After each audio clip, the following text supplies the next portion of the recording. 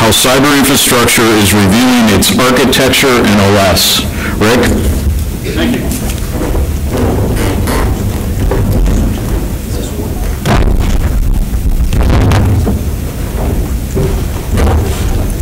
If I stay at the podium, then I will reduce my propensity to pace.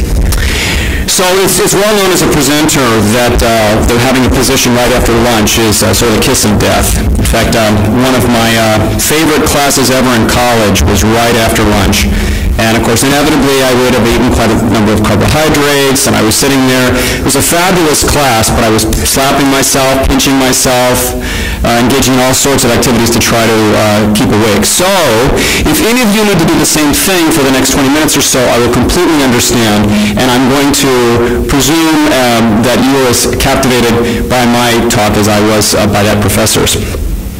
So my presentation today is how your brain is a cybercomputer. But what I'd really like to do is give you a flavor of the kinds of research that is going on at the center that I'm fortunate enough to direct, and that's the Social Life and Engineering Sciences Imaging Center just across the way here in Chandley Lab. The SLEEK began operation 2 years ago. 2 years ago, April, we had our open house. The center is a partnership of several colleges at Penn State with support from two of the cross-cutting entities that Padma mentioned, one the Social Sciences Research Institute and the Huck Institute for the Life Sciences, in addition to support from the Provost and the Vice President for Research. What do we have at the center? Well, we have two MRI subcenters, one devoted to human imaging. We have a 3 Tesla Siemens, and then we have two smaller bore magnets, 7 Tesla and a 14 Tesla magnets for animal and biomaterial type of research. In addition to that, we have a separate center for doing EEG and other kinds of psychophysiological research, again with humans from infancy all the way through the adulthood. And we have a virtual center with our new colleague, Patrick Drew, who does optical imaging. There's our website, and I'm certainly happy to any of those of you who are on campus who haven't seen the center would like a tour, or if you'd like to come back, I'm more than happy to show you our facilities. What I would like to do, I'm a neuroscientist, as Jim suggested, and what I would like to do is to dissuade you of an idea that I think has taken over certainly many of the behavioral and social sciences. And that is the notion that there are hard sciences. And so, someone tell me, what is considered one of the hard sciences? Physics is a hard science, okay? Another hard science, maybe someone in the back of the table, just because you guys are sitting in the back doesn't mean you're immune from a hard science. Chemistry is a hard science. Okay, I want to persuade you that, in fact, psychology is not a hard science, it's a harder science. So I'm going to do this with a bit of a thought experiment before I get into imaging. So I want you to imagine an inclined plane. Everyone imagine an inclined plane? This inclined plane has angle theta, height h, and sitting on top of it is spherical mass of mass m in gravitational field g. Okay, is this sounding familiar? Okay. What's going to happen in the next time? Someone. It's going to roll down. Can we specify the equation of motion for that? We can. We can describe it with arbitrary experimental precision, can't we? We can change g. We can imagine we like in gravitational field of Mars. We do all sorts of things, okay? Now I want you to imagine if that mass, instead of being a spherical mass, is a mouse. The same mass. And what is going to happen? Thank you very much. Thank you. Thank you. Your check is in the mail. What is going to happen if it's a mouse of the same mass? Yes, sir? So we have to ask questions, don't we? So there are a number of questions we don't have answers to. One is its state of living. What else do we need to know? Which direction is it facing? What is? Oh my God, that sounds like psychology. Is there a predator nearby? What about the material that the inclined plane is made out of? Are you imagining a yellow inclined plane, perhaps? Okay?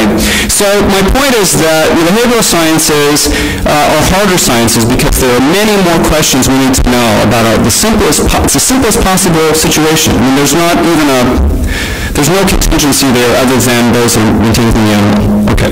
So behavioral sciences are really in their infancy. However, it's my contention that computational infrastructure is going to be essential for asking and answering questions of that sort, and perhaps ones that are more interesting. So what do I want to say about cyber science and neuroscience? I want to talk a little bit about big data and that's why cyber infrastructure is so important. I want to talk about intensive processing. I want to give you some illustrations and a few case studies of how cyber infrastructure is contributing to answering questions in neuroscience, and talk a little bit about the future. So what do I mean by big data? And I apologize if some of you know quite a lot about the data structures that are involved in imaging, but I thought this might be useful for those of you for a computationally-minded audience. So when we collect a structural MRI image in the 3T scanner across the way, we're typically collecting an 8-bit grayscale image with 256 by 256 pixels and about 32 slices typically through the brain. And so you can do the math to see the size of that sort of file. And we typically might need one or two of those to do an MRI experiment. But then in addition to that, we collect what we call functional images. Those use a slightly different pulse sequence in the magnet, where they're interested in collecting a volume every, say, 1.5 to 4 seconds, or perhaps longer, depending upon, or less frequently depending on the paradigm.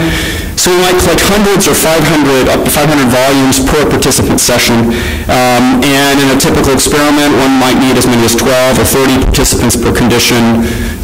You can see how the size of the data problem becomes quite substantial, and why, in fact, we have been quite gratified with the support of resources here with the HPC and CyberStar for our data storage needs.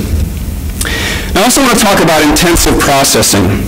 So what do I mean by intensive processing? Well, one sort of processing that we might want to carry out on that data is our structural analyses. And I think these analyses are very similar to the sorts of analyses that many others in this room who do image processing carry out.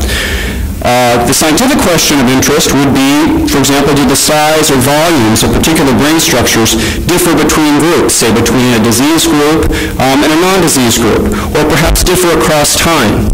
One of the notable features of the human brain is that it develops, and in fact it develops over an extended period of time, quite rapidly early in life, a time period I'm quite interested in, somewhat more slowly in adolescence, and nonetheless a critical period, and for those of us in the sort of middle to later stages of our life, we hope that the patterns of development are slow enough that we can maintain our capacities. So what is the computational challenge for structural imaging? Well, it's really to segment an image into various kinds of parts and to classify it, and then do simple addition to look at biometrics. What kinds of studies are being done of this sort here at Penn State? Well, one study that has been done at Penn State here, this is using our high-field MRI system, is by Jason Mandel, a graduate student, and my colleagues Tomas Neuberger, Steve Schiff, Karina Drapaka, Andrew Webb. Yes, I got everyone. Great. This is a study using a mouse model to look at the time course of hydrocephalus in this animal. And to me, it illustrates one of the beautiful aspects of MRI, which is that it's a non-invasive technique. One can do cross-sectional or longitudinal studies. These are images, volumetric images of the cerebral ventricles in these neonatal mice who have been induced to have a hydrocephalic-like condition, and one can study the time course of this disease, or the dynamics of this disease, as the recent publication indicates. Just an illustration of the kind of work that can be done. But in order to do that, one needs to be able to collect these data, segment the images, classify tissues, estimate volumes, and carry out statistical analyses on them. Here's another study where applying this into the human domain, again by the same research team with a couple of additional collaborators. Here, the challenge is to take very, very noisy images, combine them together and to try again to segment, this is again in a human model, tissues that segregate out, say, the ventricles, which are at risk in hydrocephalus, and the gray and white matter tissues, which are compressed by the fluid buildup. And this is an illustration of an intensive computational technique called particle filtering that can be used, again, to classify the images into one tissue type or the other. The pretty images can be easily seductive. One can believe that the images are the truth, but in fact, the images are just arrays of numbers, and they really mean nothing unless we apply additional information to them about our statistical prior, if you prefer that term.